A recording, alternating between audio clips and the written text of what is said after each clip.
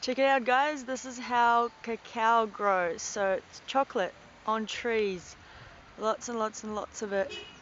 I'm in Ecuador right now and we're just going past and there's like kilometers of these trees. So next I'll show you how to open it up and how to get the chocolate out of this fruit.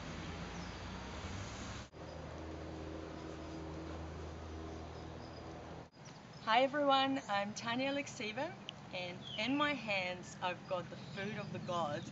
I'm in beautiful Montenegro. It's 7 a.m. I just went for a swim. The sun's just coming out, birds are singing. It's the most amazing feeling here, and this is actually the best surf beach in South America. So we drove here all the way from Vilcabamba.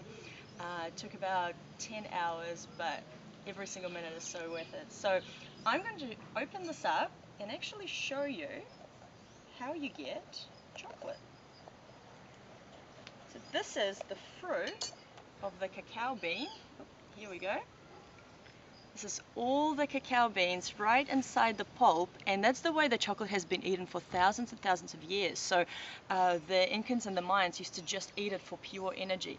The pulp on the outside is actually really sweet, and the chocolate, as you know, without any kind of sweetener, it's pretty bitter. So in the chocolate making process, what you would actually do, you'd get all of these beans out, and every single one of the pods has probably about 20 beans. So you'd get a whole bunch out, you put them in really big boxes, wooden crates, and it's got a mesh on the top and a mesh on the bottom. What happens is they put them all in, and this pulp, it takes a few days to disintegrate and actually all completely wear off and seep out. So it'll seep out from one end into the mesh, then you turn the box over and it'll seep out the next end. And then you'd get all of them out just onto the road. We were literally driving and we saw all these beans on the road being dried, sun-dried, so it takes about 3 days for the full process. And so you're probably familiar with cacao beans that you can get in UK or US just already, so you can actually just crunch on them. So when they're dried, they're really tough. So the next thing you would do is you'd crack them and you'd get cacao nibs.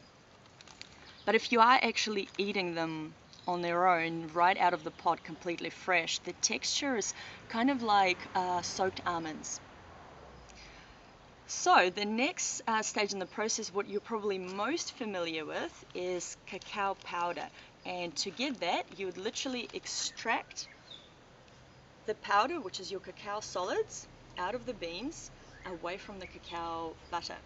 And the consistency is pretty much about 50-50, and you can actually see what cacao powder looks like in another one of my videos, which is raw, dark and white chocolate covered strawberries, and there I use cacao powder as well. And you can actually tell as well when it's raw, the color of the cacao powder is a lot lighter because it hasn't been roasted. So that's your chocolate. Thanks.